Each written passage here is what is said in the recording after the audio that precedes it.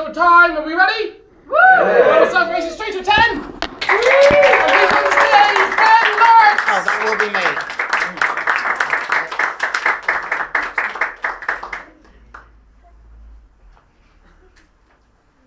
Hello. Hello. Hello. I love being amplified. So I went to the doctor today and he said, pardon? Oh. I went to the doctor today and I said, no, I didn't say doctor. He said, you still have some residual eyesight left, which is the good news. But I have to tell you, you were colourblind, which to my mind is not the kind of thing you want to hear completely out of the purple. Because, I mean, it's a hard job, I guess, being a doctor. The doctors are on strike at the moment, aren't they? So don't laugh too hard. And much as I do sympathise with them and support them, because I'm very left-wing, I really am. I'm so nice. You can't fault me, because I'll come back at you with left-wing principles. Now, but my only concern is that some key people have died, haven't they, when there's been a doctor strike on. Doctor strike, Terry Wogan. Paul Daniels. He's still dead.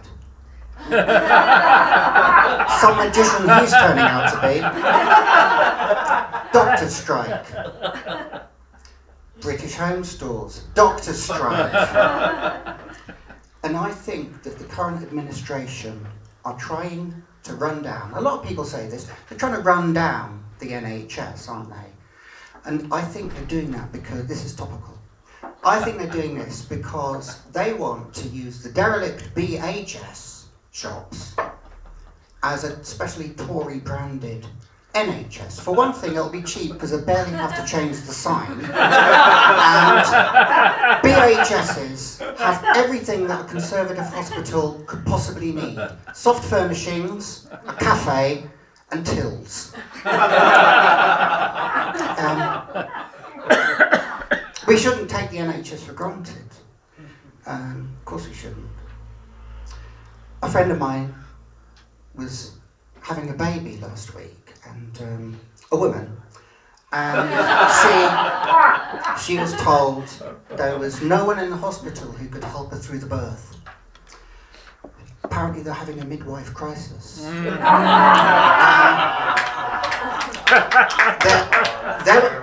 It's terrible. There were complications. So bad it's good. That's the idea. There were complications. See how bad this is. There were complications, so she had to stay in. I visited her, and all she would do is criticise the nursing, the doctors, criticise the food. She was in a critical condition.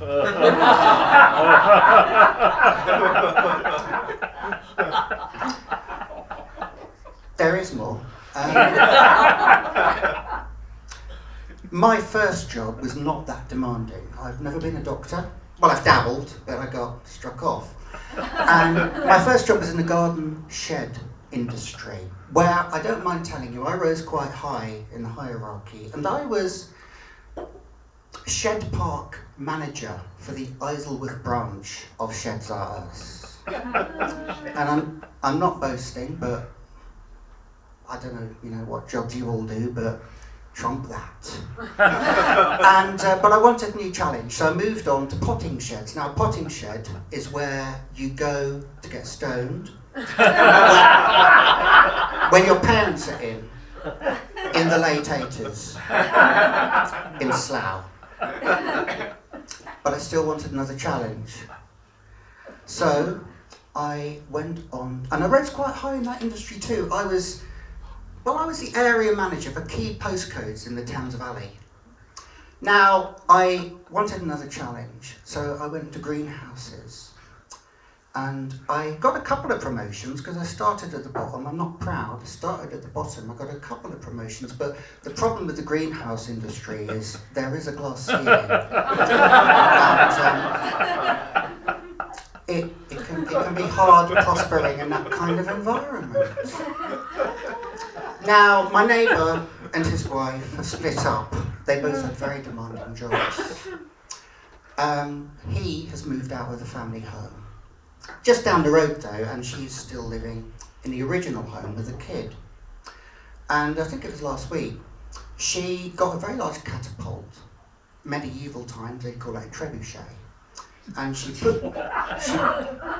nothing funny about siege mentality. She put the little fellow in the trebuchet and she catapulted him over the back gardens, straight into the greenhouse roof, greenhouses again, of her ex, Daddy. And the little fellow went clattering through the roof, ruining the glass and also damaging several tomato plants. Now, Father thought, right, he bought a drone, which are quite trendy, aren't they, drones? Yeah, they are. See, I'm bonding. And he strapped the little kidder to it, and he flew him over her conservatory, pressed the remote, dropped the little kidder through the skylight, and he crashed through the skylight onto a wicker chair in her conservatory, which was from Robert Duchess. It was £49.95, but to you and me, that would be £42.78 on discount Thursday, which is tomorrow. Now, this wicker chair has a rubberized arm for cleanliness and a cup crater for easy drink. Now, she thought, I'm going to get revenge on Robert Duchess. Now, she thought, right, so she went to the Civil War Museum and she thought, right, that's it. And she stuffed the little kidder in a cannon that she rented from the Civil War Museum, lit the tinder, fired him over the back gardens, and the little fellow went straight through Daddy's bay window and clattered right through, caused a lot of damage. Now, I find this quite disturbing because isn't it just typical that when a couple split up, they start using the kid as a weapon? I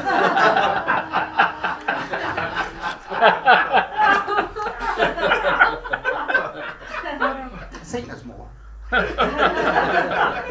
There's a brief moment. Okay, let's move on, because every week we have a sub-guest.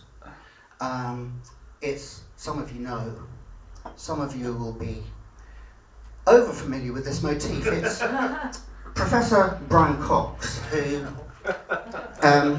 is doing his A to Z of astronomy.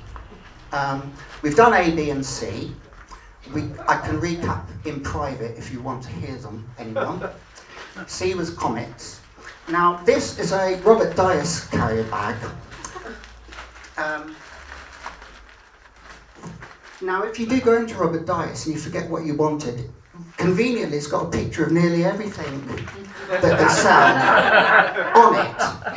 Now I can see secateurs, forks, cruet sets, atomizers to spray your rubber plant, and so much more. And don't forget that tomorrow is 15% off Thursday.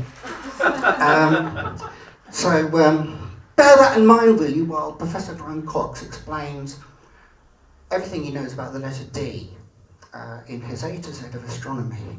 And it is really him. Laugh.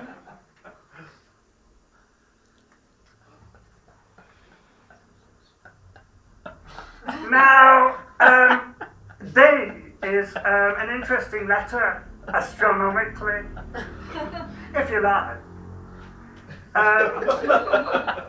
Sirius is the brightest star in the night sky, which I find mind-boggling. Now, Sirius is in the constellation Canis Major, which means great dog. And Sirius is actually known as the dog star, which bends my mind. In fact, more than that, it twists my melon. Now, the word dog in the modern age has a range of meanings. And I've actually been dogging with Professor Stephen Hawking.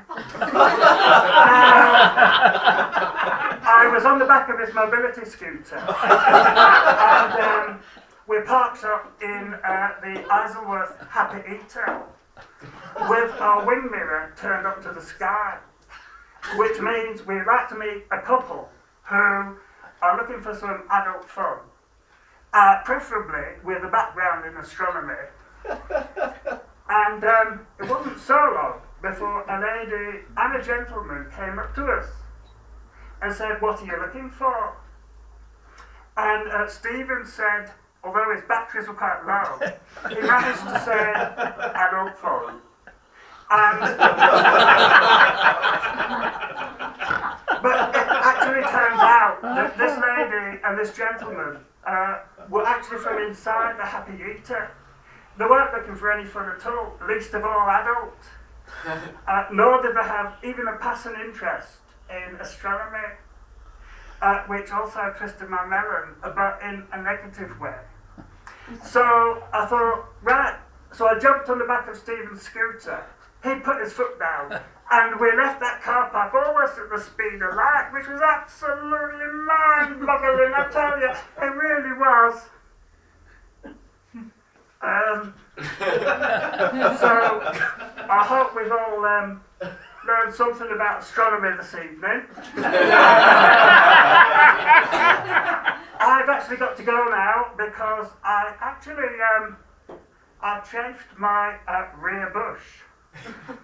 For I was trying to shave my rear bush for cleanliness, and I came a cropper with my clippers, and so I've got to go and apply some lotion to it.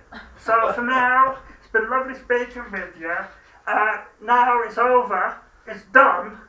Good night.